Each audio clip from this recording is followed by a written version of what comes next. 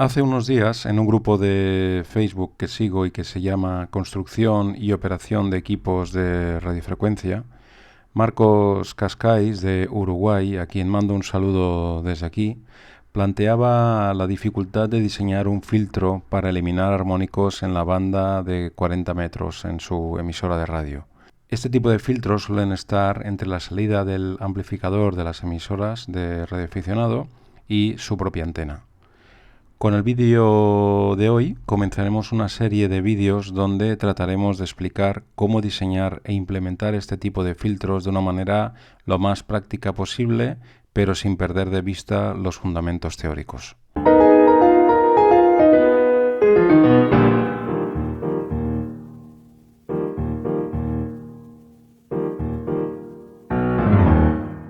En esta serie de vídeos veremos en primer lugar una breve introducción a la problemática del diseño de filtros analógicos. Después haremos una introducción al método de síntesis de filtros mediante la teoría de la aproximación. Esta parte es un poco pesada porque requiere un poco de matemáticas, pero me parece muy interesante para luego entender mejor las implicaciones que van a tener en la práctica las decisiones de diseño que tomemos. Después cambiaremos al plano de la práctica para diseñar nuestro filtro analógico de 40 metros utilizando una aplicación online gratuita. Y finalmente lo construiremos y mediremos el filtro en la práctica. Por lo tanto, vamos a comenzar primero a abordar el problema. Lo que necesitamos primero son unas especificaciones que necesitamos que tenga nuestro filtro. En nuestro caso, queremos que el ancho de banda sea de 300 kHz, desde 7 hasta 7,3 MHz, que es la banda de 40 metros. Por otro lado, queremos que tenga mínimas pérdidas de inserción en la banda de paso. Vamos a definir pues, que tengan menos de 1 dB, por ejemplo. Y por otro lado, vamos a desear que tenga una buena adaptación de impedancias, es decir, que tenga una impedancia de 50 ohmios o lo más parecida a 50 ohmios, tanto en la entrada, que es lo que está conectado a la emisora, como la salida, que es lo que está conectado a la antena, y lo vamos a determinar con una relación de ondas estacionarias que sea menor que 2, o lo que es equivalente a un coeficiente de reflexión de menos 10 dB, que no está mal, es razonable. Por otro lado, y aquí viene la parte, pues, de alguna manera que motivaba el diseño de este filtro, queremos que el rechazo de armónicos sea lo suficientemente grande, por lo menos de más de 43 dB, que es lo que he estado viendo que la norma define, tanto en 14, 21 como en 28 MHz, que son los armónicos de la frecuencia fundamental. Y claro, todo esto tiene que hacerse utilizando los menos componentes posibles. Queremos que el filtro sea lo más sencillo posible.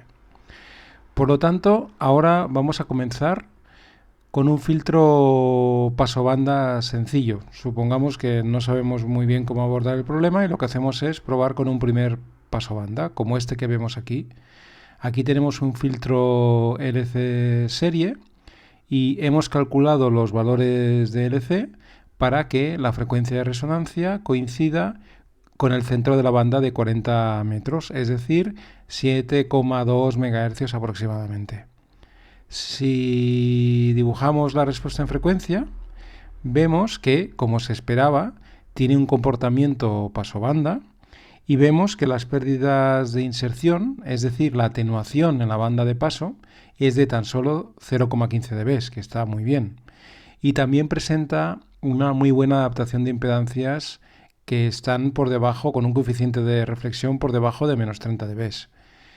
El problema es que no presenta suficiente rechazo de los armónicos. Aquí podemos ver que el primer armónico de 14 MHz tan solo conseguimos un rechazo de 16,3 dB, muy lejos de los 43 dB que necesitamos en nuestra aplicación. Entonces, si añadimos más bloques LC sintonizados a la misma frecuencia, entiendo que deberíamos tener mayor selectividad.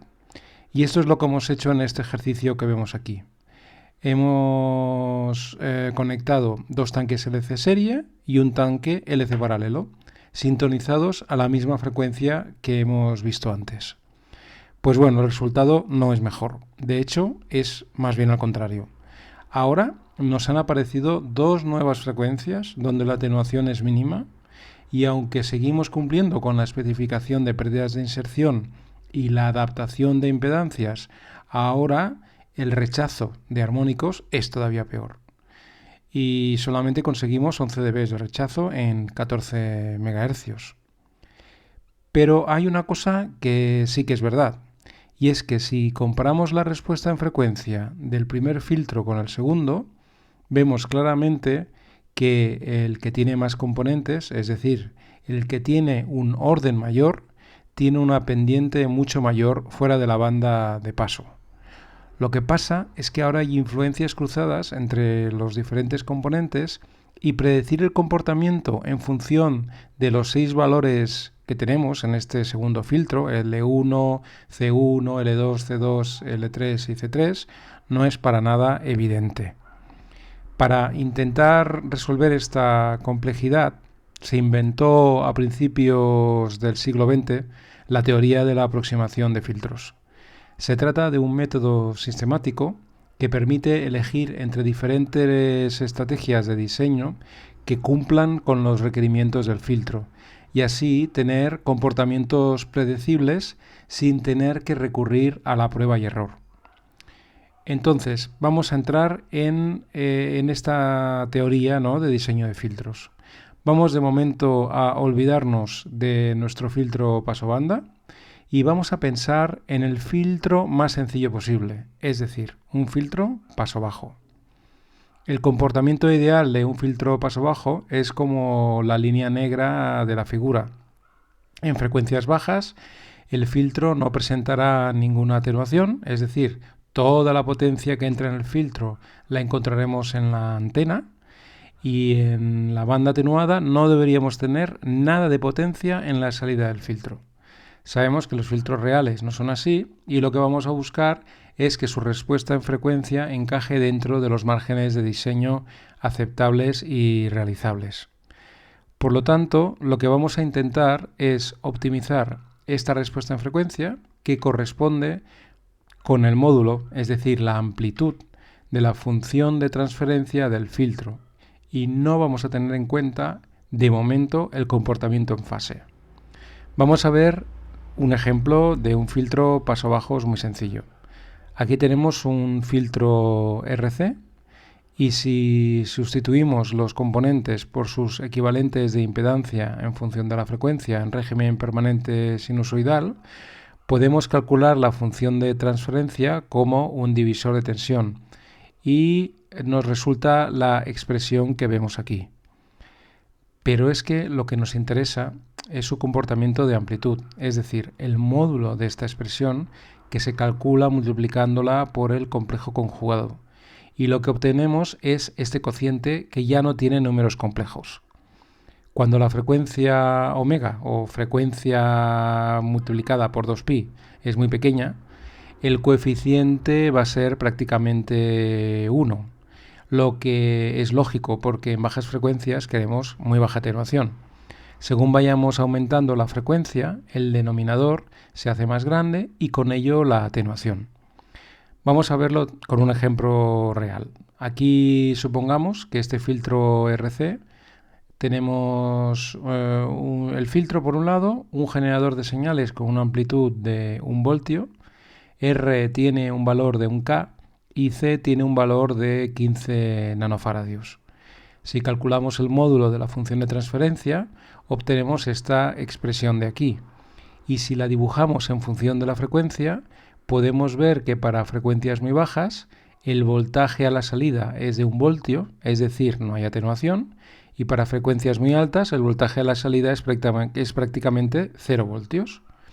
Y para una frecuencia de 1 partido entre 2pi RC, correspondiente a 15,9 kHz, tenemos una tensión de unos 0,7 voltios.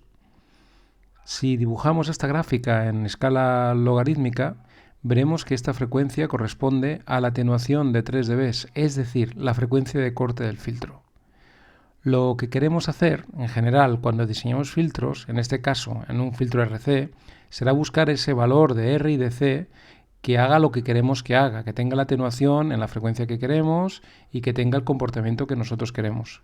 Según vamos complicando el filtro, pues habrá más componentes y tendremos que buscar esos valores óptimos de los componentes que tenga el filtro. Si calculamos ahora el módulo de la función de transferencia de un filtro LC en lugar de RC, obtenemos esta expresión de aquí, donde también se ve un cociente donde el numerador es 1 y en el denominador tenemos una expresión cuadrática.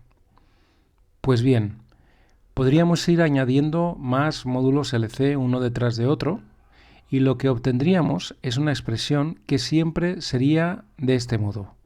Un cociente donde el numerador es siempre 1 y en el denominador tendríamos a un 1 más un polinomio cuyos coeficientes son potencias de 2.